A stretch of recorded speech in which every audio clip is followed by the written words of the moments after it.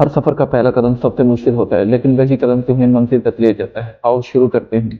ये कहानी एक सफर की, जो सिर्फ जज्बा और हौसले वालों के लिए। हमने डिसाइड किया बबून टॉप सर करने का, एक ऐसी पहाड़ी जो सिर्फ 4x4 व्हीकल से सर हो सकती है। रास्ते खतरनाक, हवा तेज और हर मोड़ एक नई चैलेंज। सफर आसान नहीं था, हर घंटा एक नई आजमाइश लेकर आता। 15 घंटे मुसलसल सफर करने के बाद जब हम बबून टॉप पर पहुंचे, वो मंजर, वो ठंडक और वो खामोशी, सब कुछ एक पल के लिए रुक गया। ये सिर्फ एक हाइक नहीं थी, ये एक जीत थी।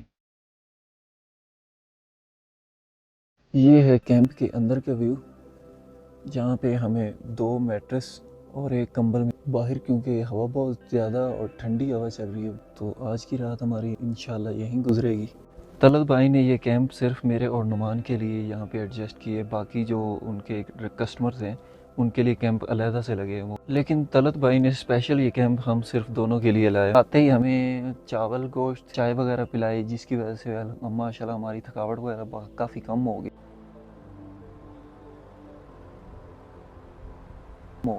रात अल्हम्दुलिल्लाह हमारी यहाँ काफ़ी सुकून के साथ गुजरी है, क्योंकि लाइट यहाँ पे बहुत कम थी, तो वीडियो बंदा बना नहीं सकता था, जिसकी वजह से वीडियो रात के वक्त मैंने नहीं बनाई। ऐसे बाहर चलते हैं और देखते हैं सुबह के वक्त यहाँ के क्या मनाजिर होते हैं।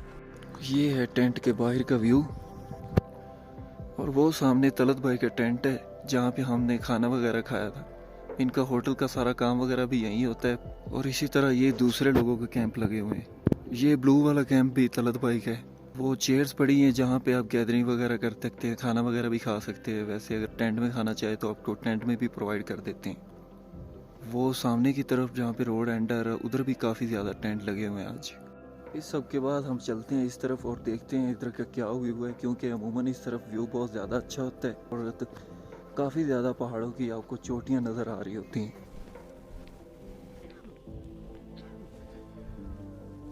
भाई साहब, मैं कहता हूँ मेरी ज़िंदगी का ये फर्स्ट एक्सपीरियंस है जो मैं ये चीज़ देख रहा हूँ। सुभान अल्लाह, ये सीन देख के मैं कहता हूँ कल जो हमने सफ़र किया है ना, वो कुछ भी नहीं है।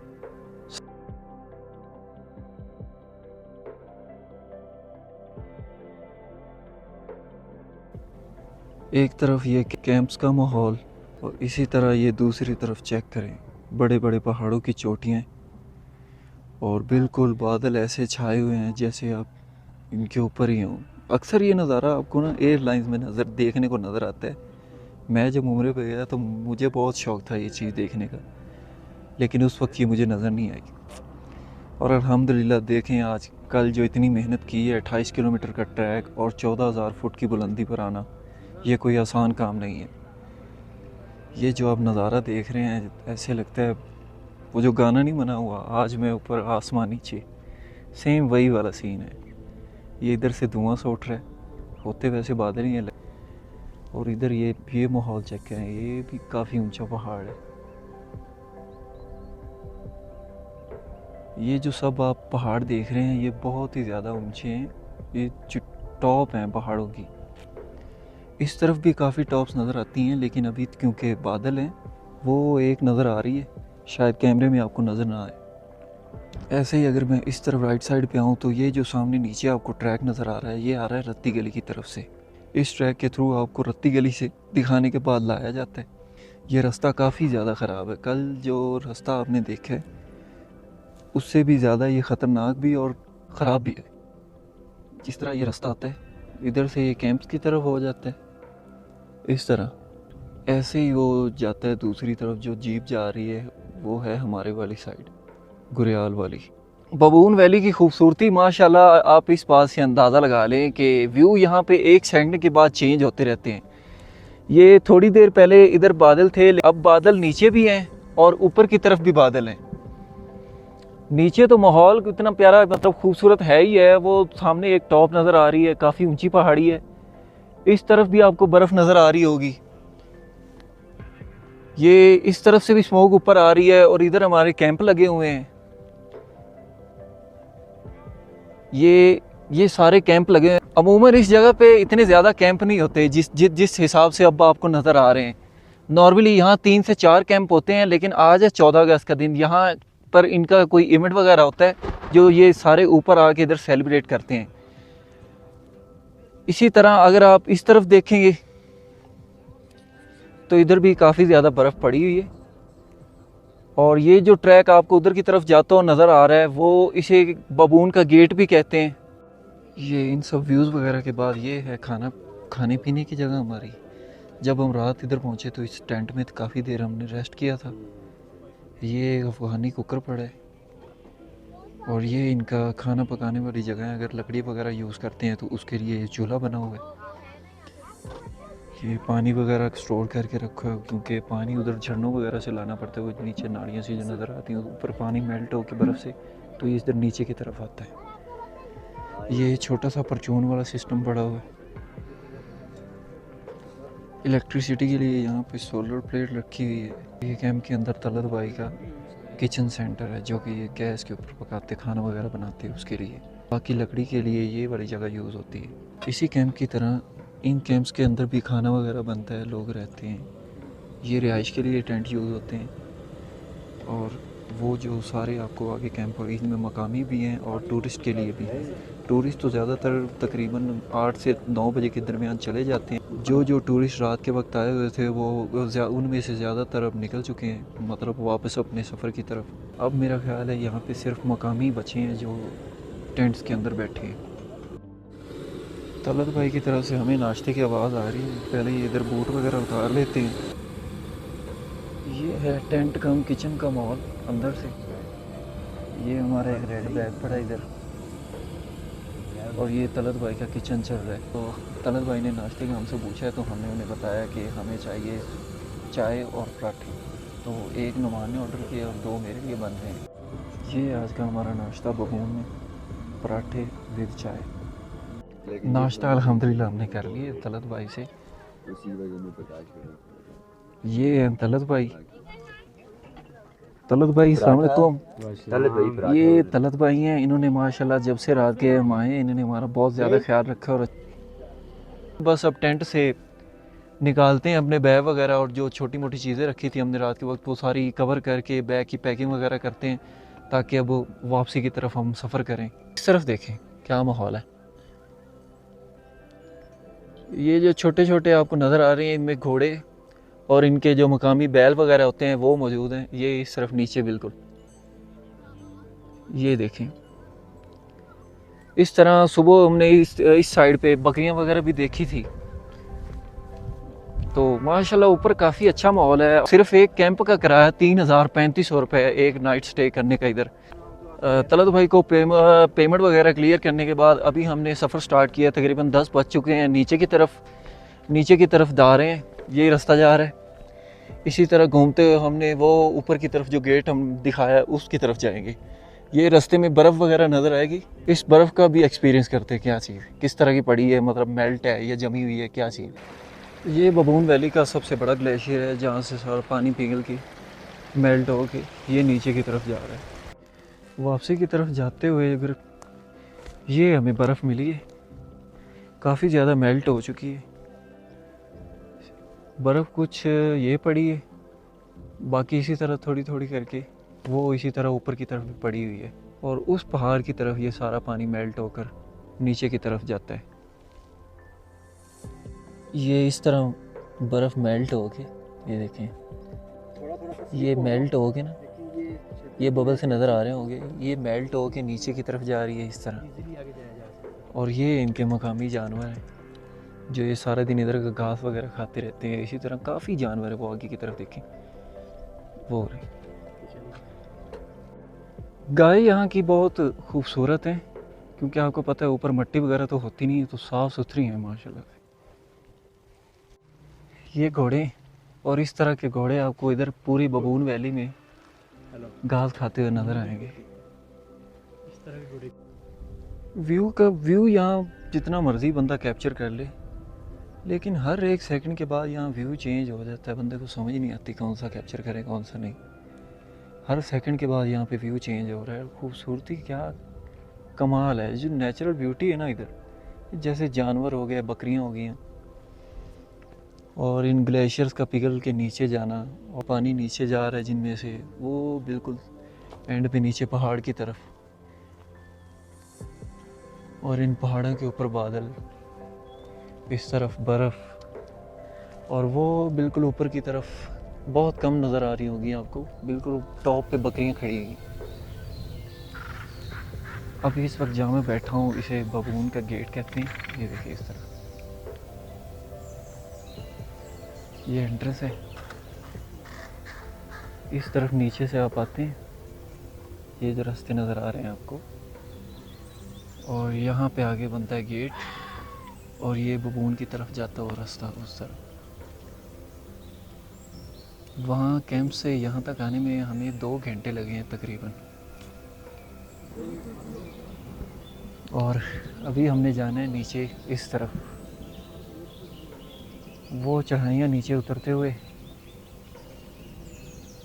और फिर वो बिल्कुल नीचे जाके एंड पे वहाँ पे जाग रहा। लेकिन जितना दिखाना आसान लग रहा है इतना नीचे पहुँचना आसान नहीं है। नीचे पहुँचना बहुत मुश्किल है, क्योंकि इस तरह की 3 चढ़ाइयाँ नीचे उतरनी पड़ेंगी, लहाइयाँ जिन्हें कहते हैं।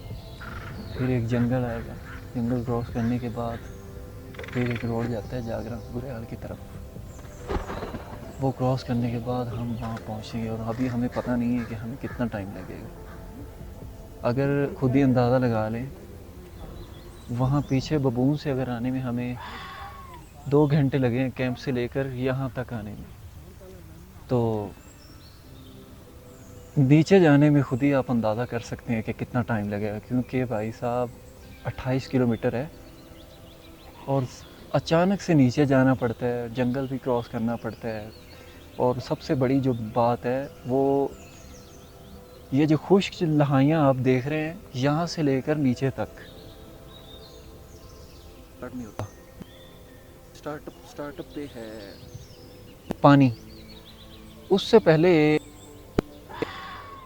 नीचे तक पानी वाला सीन नहीं है भाई साहब। और प्यास से आपकी बिल्कुल ना लग जाती है, ये समझ लें। और जो कल 12 घंटे लगा के हमने सफ़र किया ना ऊपर आने का, वो हमें पता है किस तरह की है। बहुत ही मुश्किल सफ़र था हमारा। एंड लेवल जिसे कहते हैं ना हाइकिंग का, वो है। और वो मैं आपको ये बता ना, मैं नीचे जाके जब आपको एंट्रेंस दिखाऊंगा वहाँ पे पानी है। उसके बाद जब ऊपर आते हैं ना, ऊपर आते ही आपकी ऑक्सीजन लेवल डाउन होना शुरू हो जाती है, जिसकी वजह से आप एक पाँव भी ऊपर रख के, मतलब जैसे आप घरों में नॉर्मली इस तरह समझ ले कि सीढ़ी चढ़ते हैं, 3 से 4 सीढ़ियाँ चढ़ेंगे तो आपको पता चलता है कि यार बहुत ज़ोर लग रहा है। ये सीढ़ियाँ घर वाली तो कुछ भी नहीं है इनके आगे, पाँव रखना तक मुश्किल होता है, इतने बड़े बड़े पत्थर होते हैं, और बड़ी मुश्किल हो जाती है ऊपर आने में। और जो मेन बात मैं बता रहा था ऑक्सीजन वाली, ऑक्सीजन अंदाज़ा लगा लें कि सांस आपको बहुत ही ज़्यादा ज़ोर के साथ नाक के थ्रू खींच के और मुंह के ज़रिए फुल सलेंसर टाइप ना बाहर फेंकना पड़ता है, कि इतना ज़ोर लगा के नाक से बंदा खींचता है ना, और मुंह से छोड़ना पड़ता है। अगर इस तरह ना करे तो सांस आता ही नहीं है, और एक पाँव भी ऊपर चढ़ाई चढ़ना मुश्किल हो जाता है आपके लिए। लेकिन अल्हम्दुलिल्लाह आपके भाइयों ने अल्लाह ताला के करम से ये काम भी किया हुआ है, ऊपर चढ़े हैं अल्हम्दुलिल्लाह। कल एक रात भी गुजारी है, और इंशाल्लाह अब नीचे भी जाएंगे। ये जीप आ रही है, इसकी पावर से आपको अंदाज़ा हो रहा होगा कि क्या चढ़ाई है और कितना ज़ोर लगता है। और जो गेट की मैं बात कर रहा था, वो गेट ये है, इस तरफ जाना पड़ता है। ये मैं ऊपर हाइट पे आया बैठा हूँ, गेट की ये वाली जगह है, उधर से लेकर यहाँ तक ये गेट है। अब ये जो जीप एंटर हो रही है, ये जा रही है बबून की तरफ। ये होती हुई इन रास्तों से उधर कैंप की तरफ जाएगी, और हमने जाना है इस तरफ। इसी तरह गेट एक उधर मैंने दिखाया था जो जाता है किरण की तरफ, जहाँ पे रत्ती गली की ट्रैक की तरफ आप जाते हैं। बाकी जो हमने अभी सफ़र करना है वो है इस तरफ। ये देखिए, अब देख के दिल नहीं कर रहा नीचे जाने का, खूबसूरती बहुत ज़्यादा है। ये लहाइयाँ नीचे जाना है हमने, यहाँ पे ख़त्म हो रही हैं, इसके बाद फिर नीचे पहाड़ उतरना है और वो ये डंडी सी जा रही है, ये जंगल स्टार्ट हो गया। ये जंगल क्रॉस करेंगे तो आगे ये गांव आ गया। इस गांव के बिल्कुल सामने रोड है, वो रोड जा रहा है गुरियाल की तरफ, जहाँ पे हम रिहाइश पजीर है। हमारे भाई मतलूब का होटल है जहाँ पे। यहाँ पे भी थोड़ी थोड़ी बर्फ़ पड़ी है, हल्की हल्की सी मेल्ट होती रहती है, इसका पानी भी जाता है और ये वाली बर्फ़ भी।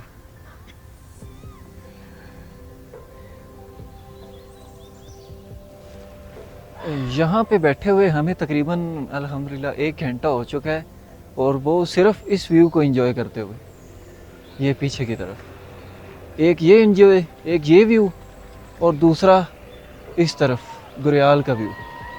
दोनों व्यू मतलब ने इधर बिठा के रखा हुआ है। बंदा इधर देखता है तो इधर कमाल, और इधर पीछे की तरफ देखता है तो इधर एक अपना ही माहौल है। आज लोकल्स की गाड़ियाँ बहुत ज़्यादा आ रही हैं क्योंकि आज उनका उधर इवेंट चल रहा है। ये टूरिस्ट कम है लेकिन ये सारे लोकल्स हैं। इसी तरह इनकी गाड़ियाँ भर भर के ऊपर आ रही हैं। एक गाड़ी ये रुकी हुई है और इसी तरह ये वाली गाड़ी है। ये सारे मकामी हैं। टूरिस्ट आज बहुत कम ऊपर आ रहे हैं बबून की तरफ, और ये सब जा रहे हैं उस कैंपों की तरफ। इसी के साथ ही हम अल्लाह का नाम लेकर अपना सफ़र स्टार्ट करते हैं इधर नीचे की तरफ, क्योंकि नीचे जाते हुए हमें बहुत टाइम लग जाएगा और ये सफ़र देख के हमें सर में दर्द भी हो रही है क्योंकि सफ़र बहुत लंबा है। खैर करना तो पड़ेगा, नीचे तो जाना ही है। तो चलें स्टार्ट करते हैं इस सफ़र को यहाँ से। ये टर्न चेक करें कितना ख़तरनाक है, और नीचे पत्थर, और इधर बिल्कुल नीचे खाई है। ऊपर आते हुए इस नीली पीली परी की भी बस हो जाती है क्योंकि चढ़ाई बहुत ज़्यादा है, ऑक्सीजन भी बहुत कम है और पत्थर भी नीचे बहुत ज़्यादा हैं। ये चेक करें, इसकी पावर चेक करें इनकी।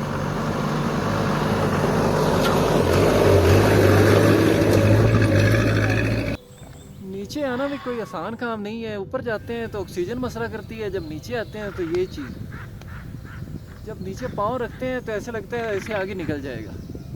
बड़ी चोट लगती है जब ऐसे पाँव बंदा रखता है ना और आगे की तरफ होता है, और ख़ुद को कंट्रोल भी करना होता है कि नीचे ना बंदा गिरे, क्योंकि इस तरह लाए इस तरह जब माहौल होता है तो सारी चोट यहाँ पे आके लगती है, और शदीद लेवल का अब दर्द शुरू हो चुका है। लेकिन अभी सफ़र भी नीचे काफ़ी पड़ा हुआ है।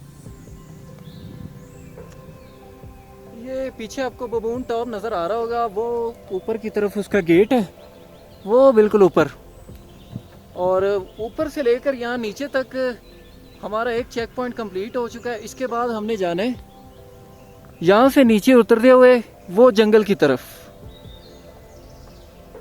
1 साल पहले जब मैंने बबून के लिए हाइक की थी तो ये पीछे जगह देख रहे हैं, यहाँ पे पानी हुआ करता था, तो ऑक्सीजन की कमी की वजह से जो सांस आपको चढ़ता था इधर पानी पीने की वजह से वो सेट हो जाता था।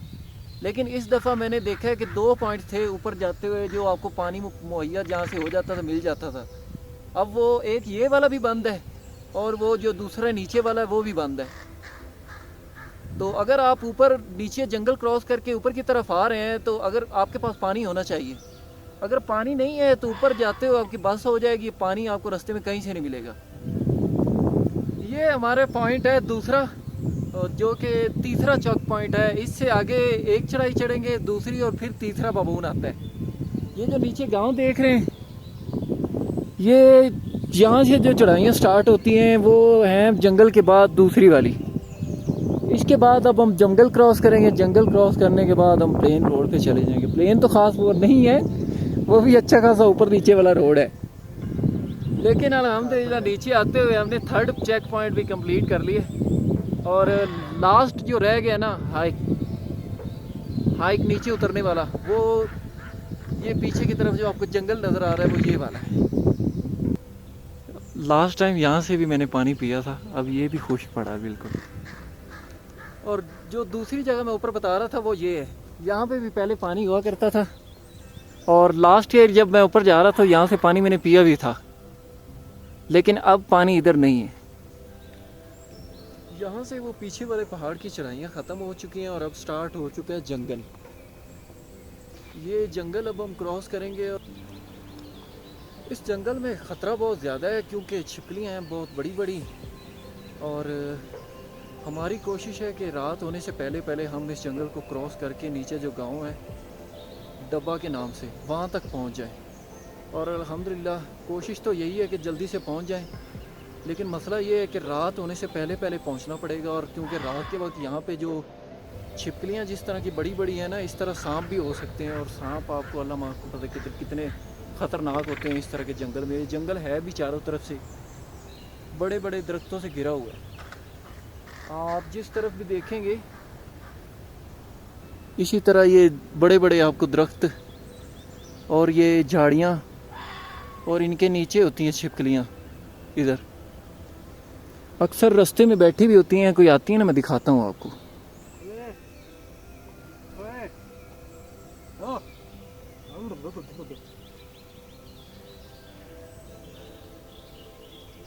सारी मुश्किलात वगैरह पार करने के बाद आखिरकार हम आ गए हैं अपनी मंजिल के बिल्कुल करीब, जो कि है ये गांव। क्योंकि इस तरह के मुश्किल रास्तों पे चल चल के जब आप इतनी ज़्यादा आबादी देखते हैं तो आपको बहुत ज़्यादा हौसला मिलता है। ऊपर तो हम ऐसे आ रहे थे कि ना पूछें, ना पानी, ना बंदा कहे कि भूख वगैरह लग गई है तो खाने के लिए कुछ, इस तरह का कोई सीन नहीं है। तो ये है जो मैं आपको ऊपर बता रहा था कि हमारी कोशिश है रात से पहले पहले नीचे गांव तक पहुंचने की। डब्बा गांव इसका नाम है।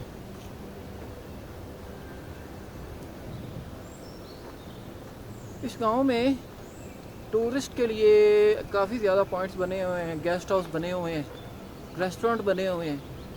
और जो भी ज़्यादातर जो सही समझ बूझ रखने वाले हैं, जिनको आगे रास्ते की आइडिया है कि आगे किस तरह का रास्ता है और कितना मुश्किल है और कितना बाइक या गाड़ी के लिए वो परेशान कुन है, वो ज़्यादातर यही कोशिश करते हैं कि अपनी गाड़ियाँ वगैरह जो भी जिस किस्म की व्हीकल है वो इस गांव में पार्क करके, क्योंकि ये यहाँ का आखिरी गांव है ऊपर जाने के लिए, और गेस्ट हाउस में एक रात स्टे करते हैं और अगले दिन यहाँ से जीप वगैरह करा के ऊपर बबून देख के एंजॉय वगैरह करके नीचे आके फिर इधर सही सलामत अपनी व्हीकल पे चले जाते हैं। इस गांव के बाद दूसरी हमारी यादगार जो है वो ये है, वो आगे जो हमने पुल क्रॉस किया था डुमनागा जाने के लिए, ये है वो रास्ता और ये है वो जंगल जहाँ से गुजर के हम उधर डुमनागा वाली साइड पे गए थे। ऊपर डब्बा क्रॉस करने के बाद अब हम आ गए नीचे इधर झरने के पास।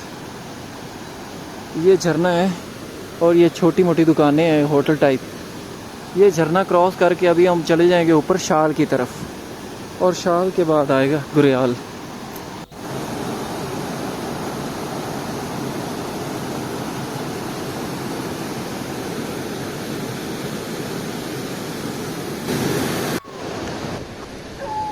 झरने के बाद अब तक हमें 45 मिनट हो चुके हैं इस रोड पे चलते हुए। ये रोड वैसे अगर आप ऊपर की तरफ जाएं तो इस पर लगता है तकरीबन 1 घंटा। नीचे आए तो आज तो हमें नीचे आने में भी काफ़ी टाइम लग रहा है क्योंकि पीछे से थके हुए ना, लेकिन रात भी बस हो ही गई समझे। 1-2 मिनट में फुल अंधेरा हो जाएगा इधर। बाहर इस वक्त बिल्कुल अंधेरे वाला माहौल है और वक्त हो चुका है तकरीबन 10 बजे का। इतनी थकावट के बाद खाना खा के अल्हम्दुलिल्लाह खाने का जो मज़ा आता है ना, उसका अलग ही लेवल होता है। जितनी हमने कोशिश की आपको रास्ते में खूबसूरतियाँ दिखाने की, अच्छे अच्छे व्यू पॉइंट दिखाने की, लेकिन जितनी आज मेहनत हुई है ना, और जो जो चीज़ें हम देख के आए हैं और रास्ते में एक्सपीरियंस की है, उनका एक अलग ही मज़ा है। लिहाजा इसी के साथ हमें दें इजाज़त। मिलते हैं आपसे नेक्स्ट वीडियो में, तब तक के लिए अल्लाह हाफ़िज़।